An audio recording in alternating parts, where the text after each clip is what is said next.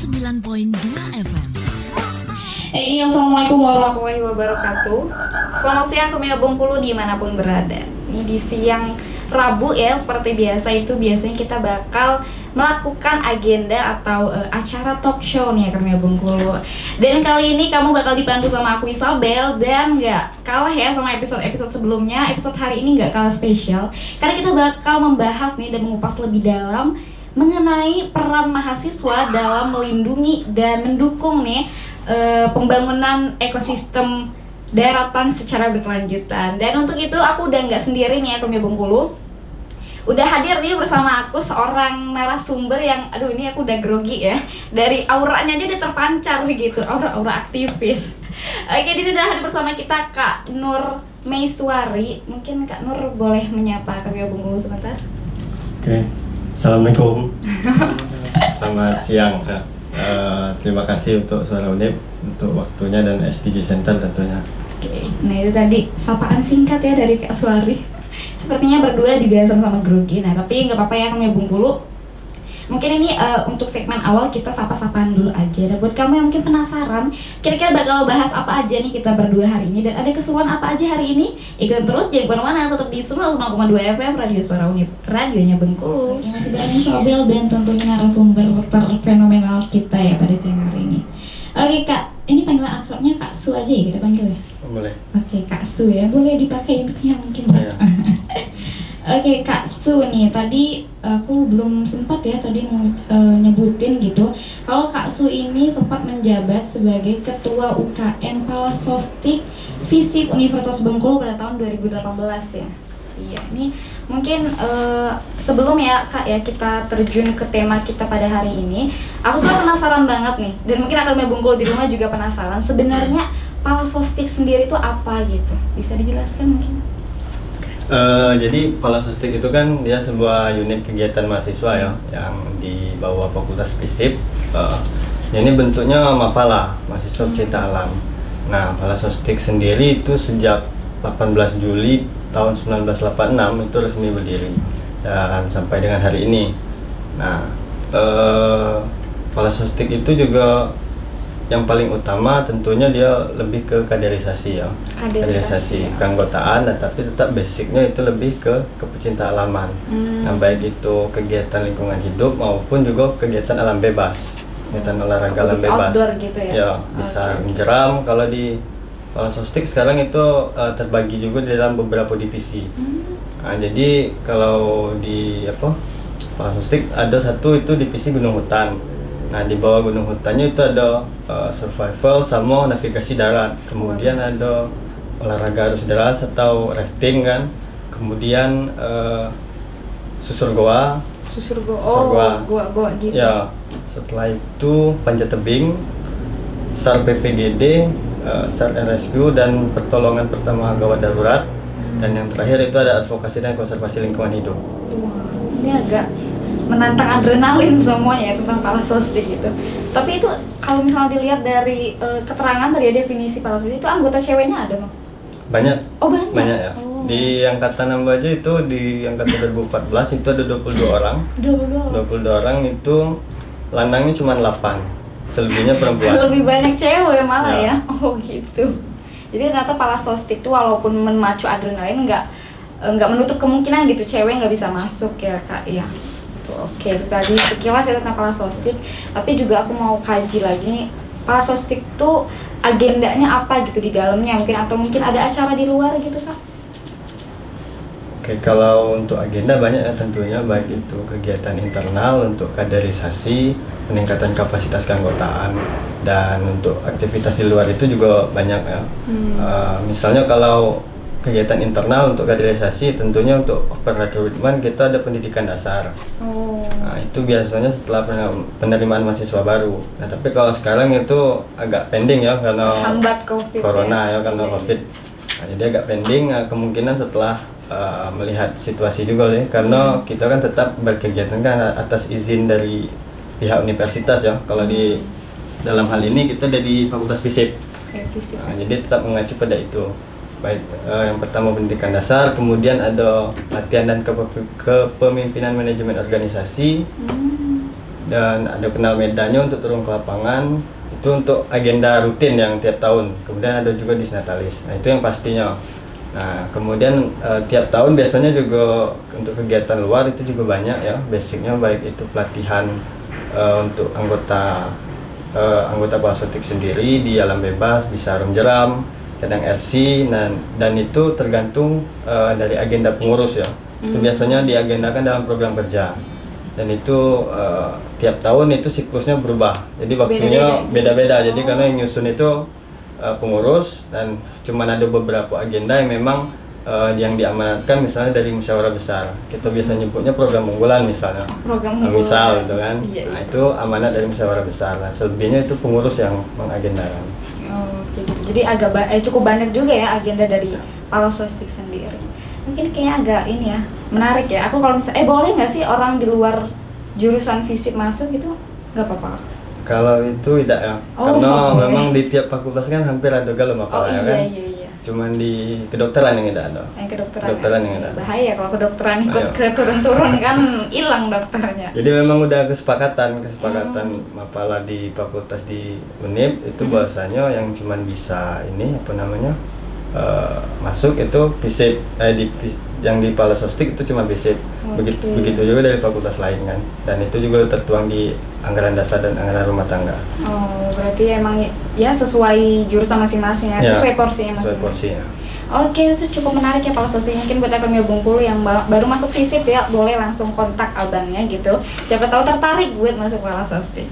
Nah, itu sekilas tadi tentang Palasostik. Sekarang ya sesuai tema tadi ya Kak ya, kita kan mau bahas nih tentang apa sih peran mahasiswa dalam melindungi dan mendukung nih pembangunan ekosistem daratan secara berkelanjutan tadi ya, sustainable development goals. Iya. Dan sebelum kita lebih jauh-jauh gitu, aku pengen tanya dulu deh Kak, menurut Kak Su nih, apa sih emang keterkaitan ekosistem itu sendiri sama kehidupan kita sebagai manusia gitu? Jadi kita melihatnya seperti ini ya, manusia itu kan sebenarnya bagian dari ekosistem. Nah, itu poin pentingnya merasa yang harus kita pahami itu seperti itu. Karena ngapa kita katakan seperti itu, ya manusia itu kan juga sangat bergantung dengan baik itu di daratan maupun di lautan. Dan itu kan tidak lepas untuk memenuhi kebutuhan perut kita, nafas kita, untuk kita bernapas dan lain-lain sebagainya, itu kan tetap dihasilkan dari baik itu hutan, laut, sungai, dan itu kan dari situ semua. Jadi sebenarnya yang pertama harus kita lepas itu pola pikir kita dulu, bahwasanya kita ini bagian dari ekosistem, manusia itu bagian dari ekosistem. Nah, kemudian kenapa disebut berkelanjutan, ya memang pada dasarnya kita ini kan akan terus hidup ya, jadi baik setelah kita maupun generasi ke bawahnya, dan itu kan akan terus berkelanjutan. Maka dari itu memang dia mengelola lingkungan hidup sebagai kebutuhan kita itu juga harus secara arif dan bijaksana tentunya, dan berkelanjutan gitu. Jadi bukan kayak, soalnya kan sekarang apalagi kan sifat manusia yang individualis gitu kan Kak. Jadi kayak ngerasa ya udah kenapa kita harus ngituin lingkungan, kita harusnya fokus aja gitu sama kehidupan sendiri. Itu kan banyak yang kayak gitu sekarang. Dan apa namanya, ketika hal itu terjadi tentunya apa yang kita rasakan hari ini mungkin tidak bisa lagi kita rasakan beberapa tahun ke depan. Misalnya hari ini kan yang lagi booming misalnya ekowisata ya. Kalau dalam ininya dalam peraturan ataupun di dalam dunia kedalaman nyebutnya ekowisata lah yang lebih dikenal ya kan, seperti naik gunung yang lagi tren misalnya kan, atau bermain arung jeram yang saat ini kan sudah banyak ya provider yang ada di Bengkulu, di Lebong yang lebih terkenal, kemudian ada di mana di Bengkulu Utara itu kan ada, kemudian air terjun yang saat ini cukup banyak ya digemari dan digandrungi, banyak peminatnya gitu ya, digandrungi anak muda. Tentunya itu kan tidak lepas dari hasil dari alam, itu salah satunya aja ya. Secara tidak langsung ya kita merasakannya, tapi ketika kita tidak mengelola itu secara baik, ya kita untuk kedepannya tidak akan bisa lagi menikmatinya. Rugi sendiri ya manusianya ya. Ya, secara itu akan berlangsung mungkin untuk waktu yang akan lama kan, baru terasa dampaknya. Iya, sekarang mah nggak terasa, mungkin nanti gitu ya kemudian hari. Itu tadi ya Akademi Bengkulu emang sebenarnya manusia itu bukan berada di paling atas gitu, sejajar gitu ya, apa sih levelnya saling berkaitan gitu ya. Saling ketergantungan lah. Nah iya, saling bergantung, kita butuh lingkungan, lingkungan butuh kita juga untuk merawat. Dan ini menarik banget ya Akademi Bengkulu, baru sekali bahasan tuh udah menarik banget. Tapi tahan dulu ya Kak ya, untuk bahasan selanjutnya kita bakal bahas lagi di segmen selanjutnya. Dan buat Akademi Bengkulu jangan kemana-mana, tetap di 99,2 FM Radio Suara Unip, radionya Bengkulu. Oke, masih bareng aku Isabel dan tentunya Kak Su ya. Ya aku lupa, aku tuh ingetnya Kak Ru terus ya. Itu namanya agak berbeda. Oke Kak Su, ini tadi kita udah bahas tentang pendapat kakak juga. Nah sekarang lebih agak ini ya, agak kompleks nih Kak yang aku bahas. Karena kalau misalnya nih tema kita kan tentang lingkungan nih Kak. Secara yang kita lihat sekarang, aku juga lihat sekarang, walaupun mungkin tidak terlalu mendalami gitu ya, cuman memang isu lingkungan tuh menjadi isu yang sangat krusial gitu. Karena kan dampaknya ke manusia, dan kita juga ngelihat mungkin di glacier juga sering, maksudnya udah mulai mencair gitu kan maksudnya agak ngeri tuh kalau misalnya dibahas kan Kak. Tapi ini kita nggak usah jauh-jauh ke luar negeri, kita lihat aja nih isu atau permasalahan yang ada di negara sendiri. Itu sekitar 1 tahun yang lalu ya, 2019 kan itu terjadi kebakaran hutan dan lahan ya kan Kak, ya Karhutla. Dan impact-nya kan emang besar banget ya, banyak itu hampir dilansir dari data BNPB nih, hampir sekitar 49.000 hektar Kak, bahkan ya di Provinsi Riau nih yang terbakar hutannya. Nah itu kan ada ini ya, ada beredar kabar itu ada oknum nih Kak, ya kan, yang membakar, bukan semata-mata murni kebakaran alami gitu. Nah tanggapan kakak sendiri tentang fenomena kayak gini gimana sih, yang pembakaran secara sengaja gitu? Oke, tentunya kalau itu unsurnya disengaja kan penegakan hukum tentunya. Itu karena mau tidak mau ya fungsi pengawasannya harus jalan, karena itu kan dia unsurnya kesengajaan kan. Iya. Kecuali beda kalau itu memang fenomena alam yang memang kemarau panjang yang kemudian mengakibatkan kebakaran. Nah, kalau dia bisa perorangan atau perusahaan kan banyak juga yang beredar kan, ada yang ngomong perusahaan, ada juga yang ngomong itu perorangan gitu. Mungkin itu aja penegakan hukumnya. Ya itu yang penting. Cuma kan sering kalau yang namanya pengusaha ya, bukan menegatifkan pengusaha, cuman kan setiap orang yang merasa melakukan kesalahan pasti gampang berdalih gitu Kak. Kayak punya cara gitu untuk mencari alibi. Nah, mungkin di sini peran kakak sebagai atau peran anggota ya di Palasostik sendiri itu buat gimana gitu buat menyikapi hal seperti ini? Oke, tentunya kalau dia di luar provinsi gitu agak jarang sih ya untuk melakukan apa. Biasanya ya paling itu bentuknya diskusi dan pembahasan aja di internal kan, karena memang terkadang itu untuk melakukan sesuatu itu juga kita melihat efektivitas dan efisiensinya, seberapa efektif gerakan itu kan. Nah tentunya kalau kita bicara Karhutla, tentunya untuk di Bengkulu kan agak kurang ya. Kalau di Sumatera paling Riau sama Sumsel lah paling kayak ini ya. Mungkin kalau untuk ini Karhutla itu kan rata-rata dia ada di wilayah lahan gambut ya, yang sering terkena bencana kebakaran itu. Oke. Terus apa lagi tadi tuh? Tadi apa sih peran sebagai Palasostik gitu mungkin untuk menyikapi hal seperti ini? Peran secara kelembagaan. Iya secara kelembagaan. Untuk isu yang di luar provinsi ya.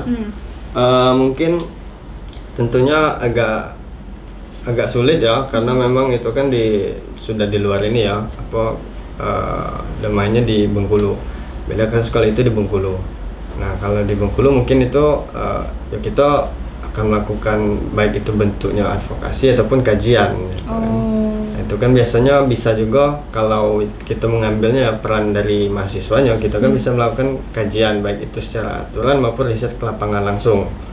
Misalnya kalau yang sering kami lakukan, misalnya setelah melakukan riset itu kita melakukan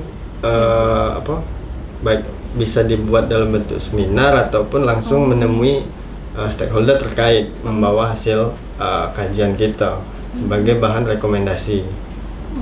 itu biasanya yang pernah Palasostik lakukan.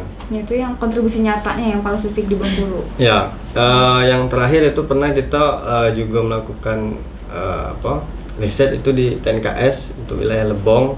Nah, itu sempat juga beberapa kali melakukan pertemuan ya di Balai TNKS wilayah Bidang 3 itu yang ada di Curup kan, yang membidangi untuk wilayah Provinsi Bengkulu. Itu kita untuk waktu itu mengurusi Desa Sungai Lisa yang ada di Taman Nasional Kerinci Seblat yang ada di Lebong. Nah, yang beberapa bulan belakangan agak viral di di medsos ya. Mungkin itu sih salah satu contoh bentuknya. Lebih ke itu tadi ya, persuasif gitu, mengajak orang gitu kan. Diskusi juga sama yang pihak terkait tadi mungkin ya. Karena seperti ini kita mau protes gitu kan, kita pengen mengubah sesuatu ya tentu kita harus punya data dong, basisnya data. Iya benar-benar betul. Setelah ada data ya seperti apa solusi yang kita tawarkan dari kita, yang menurut hasil kajian kita ya kita sampaikan. Nah, dari situ kan akan timbul negosiasi itu, negosiasi yang biasanya kan kalau kita berurusan dengan aparatur pemerintahan dia akan bicara aturan dan aturan.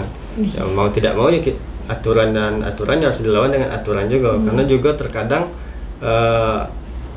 ketika kita berhadapan seperti itu yang mereka lihat itu satu aturan. Tapi aturan yang lain tidak. Misalnya kita bicara soal aspek konservasi kan, aspek konservasi, tapi dia tidak melihat adanya masyarakat yang tinggal di dalam situ dan itu jauh sebelum TNKS itu berdiri. Gitu. Mereka sejak Indonesia di awal merdeka mereka sudah mendiami situ, dan Taman Nasional sendiri kan itu baru resmi TNKS itu di tahun 99 kalau tidak salah, di akhir 99 atau 2000. Jauh gitu ya. Jauh. Nah, tapi yang kemudian yang terdiskriminasi itu adalah masyarakat. Yang justru padahal mereka pertama kali mereka yang mendiami itu kan. Ya, justru terbengkalai ya. Ya, dan waktu itu kita cukup lama sih mengurusi itu dimulai dari 2014 ya ketika saya baru masuk sampai dengan terakhir itu di 2017-18. Lama ya? Lama karena prosesnya kan mengurusi itu kan lama. Waduh. Jadi belum juga terkendala. Gitu ya katanya. Ya belum juga kita kan terkendala kita untuk kuliah kawan-kawan kan tentu prosesnya agak lama ya. Berarti emang harus niat, kalau pengen ngerubah ya niat dulu ya tadi ya. Ya yang penting itu konsisten pada satu hal ya, karena kita mahasiswa kan juga banyak ruang yang terbatas ya. Tentunya kalau kita ingin bicara masalah ya banyak masalah di Indonesia kan. Nanti lo kita bicara yang di luar Provinsi Bengkulu, yang di Bengkulu pun masih sangat banyak. Gitu ya. Aduh keren banget sih, ini baru denger aja aku udah kayak, karena emang kalau misalnya ngelihat dari realita ya Bang ya, mungkin banyak gitu orang yang apa ya namanya tuh kayak pengen tahu atau pengen ngurusin hal-hal semacam ini, pengen peduli, cuman selalu tidak konsisten tadi, cuman sebentar-bentar kayak yang udah ngikut-ngikut orang doang gitu. Ternyata enggak ya. Kalau prinsip kita di Palasostik satu ya, salam yang sering didengungkan mahasiswa itu kan hidup rakyat ya. Kalau hidup rakyat ya kita juga harus ikut turun dan ke rakyat seperti apa kondisi realitanya di lapangan. Kita bicara hidup rakyat, tapi kita sendiri turun ke lapangan itu cuma pada saat KBS misalnya kan, atau cuma pada saat KKN, itu kan lucu tuh. Jadi kita tidak nggak mengimplementasikan gitu. Kita tidak melihat secara langsung seperti apa realitanya di lapangan. Karena terkadang kalau kita melihatnya cuma dari buku ya, terkadang ada perbedaan pada saat kita melakukannya di lapangan. Teori dan fakta gitu kadang beda ya? Iya, kadang sering beda. Iya, gitu ya. Aku pengen tepuk tangan dulu buat abang ya. Oke, dua Bengkulu ini udah agak cukup, sedikit panjang tadi ya, tapi nggak apa-apa, ini aku juga punya sisa-sisa pertanyaan lagi, tapi kayaknya bakal aku tanyain di segmen selanjutnya aja ya Bang. Soalnya kita kayaknya mau break dulu nih dengan beberapa lagu yang bakal lewat di ruang dengan kamu. Jadi pastiin kamu gak ganti frekuensi, jangan kemana-mana, tetap di 99,2 FM Radio Suara Unip, radionya Bengkulu. Masih di talk show spesial pada hari ini ya, Rumia Bengkulu. Dan Kak Su masih fresh ya, ini masih semangat nih. Oke, untuk membahas bahasan selanjutnya nih. Dan sekarang aku lebih pengen nanya nih ya Kak ya, ini kan kita bahas tentang SDGs nih tadi ya, pembangunan berkelanjutan. Dan di tema kita kan kita membahas tentang tujuan dari goals gitu ya dari SDGs itu yang ke poin ke-15, yaitu mengenai ekosistem darat. Jadi tujuannya untuk mengelola hutan secara berkelanjutan. Kemudian ini ya tadi ya, melawan pembakaran lahan menjadi gurun. Aku melihat catatan dulu. Dan juga menghentikan kepunahan keragaman hayati. Ini cukup kompleks ya kalau misalnya dipikir juga. Nah tapi aku pengen tahu nih Kak, apa sih kontribusi nyata yang udah dilakukan nih sama Palasostik sendiri gitu? Oke. Sebenarnya kalau secara tidak langsung ya, aktivitas yang kita lakukan sebenarnya itu bagian dari mendukung SDGs itu sendiri sebenarnya.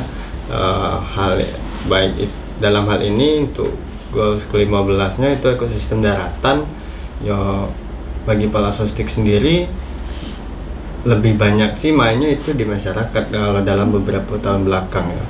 Tapi selain itu juga ada penanaman itu tetap kita lakukan ya. Penanaman kayak reboisasi gitu. Ya, itu sempat kemarin beberapa tahun belakang itu juga lebih mainnya di kawasan pesisir untuk penanaman, lebih main ke mangrove gitu kan. Yang lagi tren gini kan. Tapi kalau kita udah dari cukup lama sih main di situ kan, tapi memang beberapa kali itu hasilnya gagal memang untuk penanaman. Itu faktornya kenapa tuh Bang bisa gagal?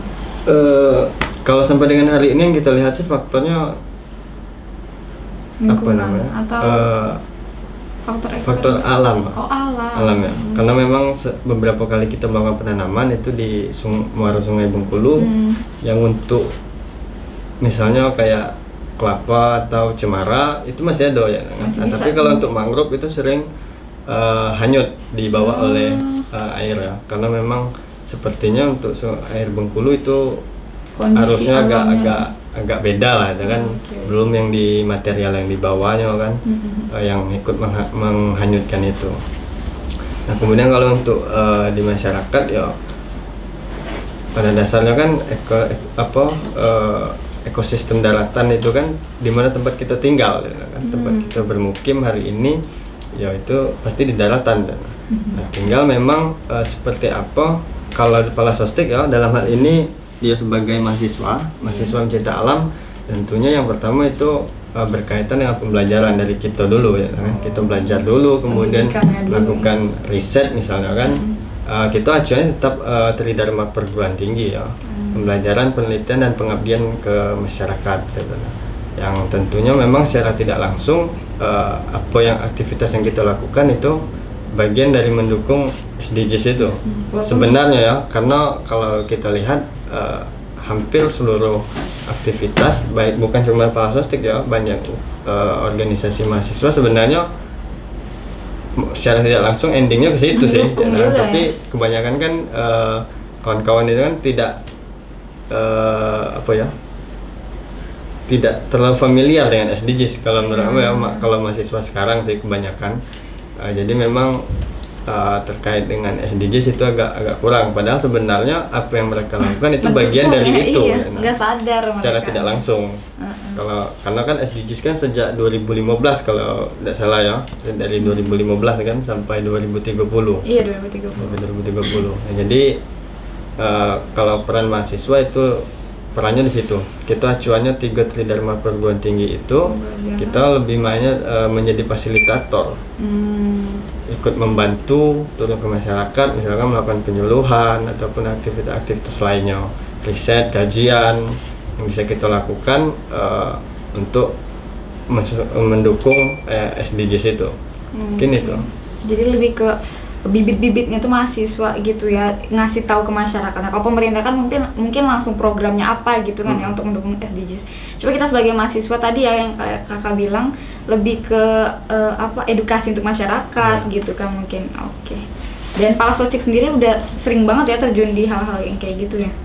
Kalau dikatakan sering tidak juga terlalu sering sih, tapi rutin. Tapi kalau kita cobanya mainnya fokus di satu-satu ya kan. Karena kita kan sebagai mahasiswa tidak terbatas ya, terbatas dalam hal jumlah manusianya, sumber daya manusianya, belum lagi kita bicara juga tanggung jawab Sebagai kawan-kawan anggota pelajar, itu ya. sebagai mahasiswa kan, karena tidak seluruh dosen yang mengizinkan Iya, mahasiswanya banyak menghabiskan waktu di lapangan misalnya. Padahal walaupun itu untuk riset ataupun dan lain-lain sebagainya. Karena kan kita turun ke lapangan tetap membawa nama mahasiswa, membawa nama BSIP, membawa nama UNIP sebenarnya kan. Instansi juga Iya, dibawa sebenarnya. Mungkin itu sih. ya. Berarti sangat berperan gitu ya sebenarnya para sostik sendiri dalam mendukung SDGs ini untuk mencapai gitu. Oke, dan kayaknya pertanyaan selanjutnya ini lebih ke privat ya Kak ya. Aku pengen nanya pengalaman paling berkesan nih selama Kakak berkecimpung di dunia, bisa dibilang nih aktivis lingkungan ya. Nah itu apa tuh? Mungkin biasa mahasiswa aja sih, mahasiswa kita alam mahasiswa. aja. Kalau aktivis mungkin agak berat Pak. Oh iya, aktivis agak lebih ini ya, Ya. keras gitu. Ya sebagai mahasiswa pecinta alam deh Kak, apa tuh pengalamannya? Mungkin yang paling berkesan ya sampai dengan hari ini tentunya ketika pertama kali terjun ke masyarakat di Sungai Lisai, waktu itu berinteraksi langsung bicara soal konflik, kemudian membawa hasil yang kita lakukan, hasil kajian kita setelah turun itu membawa hasil itu ke kementerian waktu itu. Pusat berarti ya, ya? pada tahun 2017 waktu itu kita minta audiensi ke mereka menyampaikan terkait dengan konflik yang sudah cukup lama sejak tahun 80-an. Lama Tahun banget berarti 80-an ya? konflik yang berlangsung sampai dengan kemarin itu akhirnya mereka bisa mendapatkan zona khusus ya, walaupun memang sebenarnya banyak juga faktor lain kan yang ikut membantu itu. Selain itu karena juga ada program pemerintah, kita ikut mendorong itu, mensukseskan bagaimana hak masyarakat itu bisa terpenuhi. Jadi karena pengalaman pertama misalnya bicara dengan orang yang ada di Jakarta misalnya kan, orang pusat ya, gitu orang ya, pusat judulnya. kan, ya tentunya memberikan kesan tersendiri.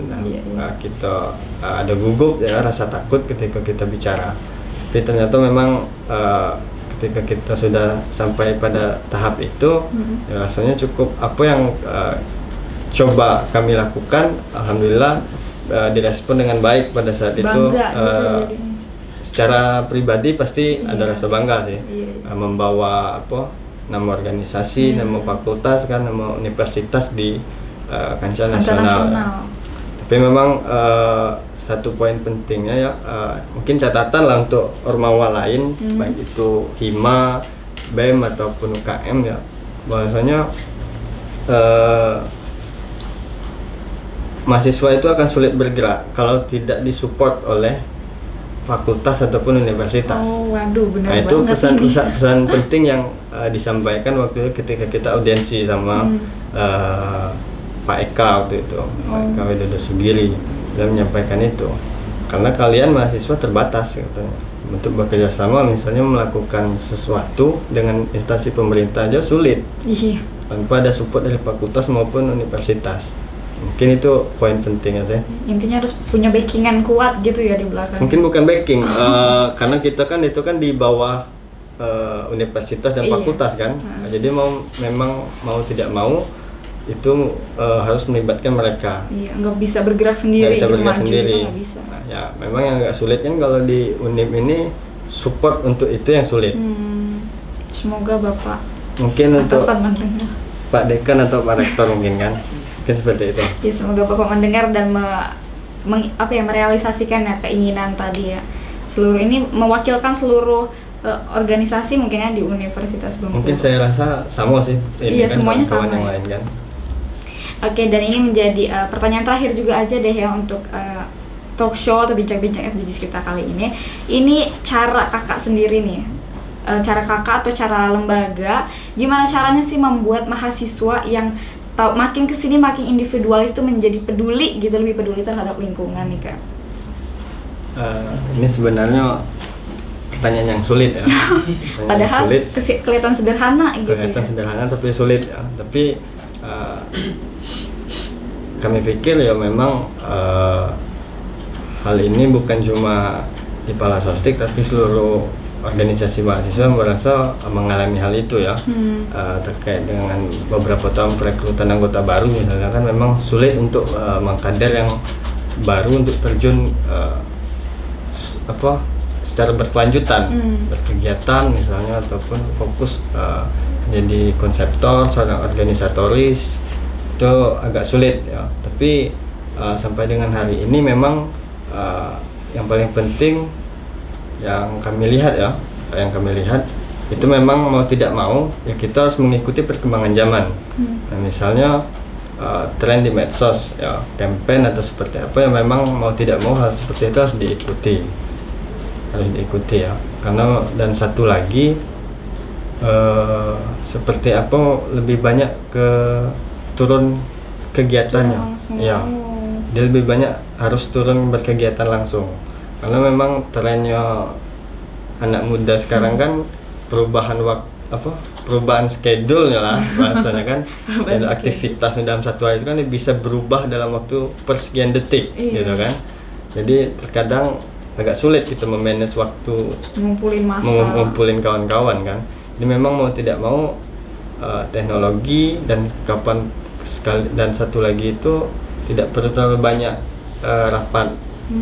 Jadi lebih banyak langsung turun ke lapangan. Gak usah banyak speed gitu ya kan? Ya, jadi sesekali rapat tapi itu full ya kan. Jadi memang dibahas secara rigid, lebih efektif karena masih kebanyakan anak muda sekarang kan jenuh ya kalau terlalu sering kan. Apalagi sekarang dengan informasi yang sangat mudah diakses lewat WhatsApp dan lain-lain sebagainya kan. Untuk koordinasi misalnya kan dan lain-lain itu. Mungkin situ lebih banyak langsung eksekusi aja, interaksi langsung interaksi ya, nggak usah terlalu banyak rapatnya kan. Iya. Bagus. Oke, itu tadi cara dari Kak Su gitu ya untuk membuat mahasiswa menjadi peduli. Dan dari Bengkulu itu tadi beberapa pertanyaan yang sudah diajukan kepada Kak Su. Ini kita langsung closing atau tidak? Langsung aja ya. Oke, Kak Su ini terima kasih banget ya udah menyempatkan diri hadir ya di walaupun lagi pandemi juga. Alhamdulillah, makasih udah datang. Dan thank you banget udah memberikan informasi dan edukasi juga nih buat aku dan buat Akademi Bengkulu juga. Mungkin buat Akademi Bengkulu aku minta maaf ya kalau misalnya ada salah-salah kata atau perbuatan dari awal tadi kita talk show sampai sekarang. Dan semoga bermanfaat semua yang tadi kita udah sampaikan. Dan sampai jumpa ini di kesempatan selanjutnya. Kalau misalnya ada kesempatan bersama lagi, bakal ketemu lagi sama aku. Kalau kita langsung aja disiarkan langsung dari lantai 2 Gedung Auditorium Universitas Bengkulu. Aku Isabel pamit undur diri dari mendengar kamu. See you next time and bye-bye.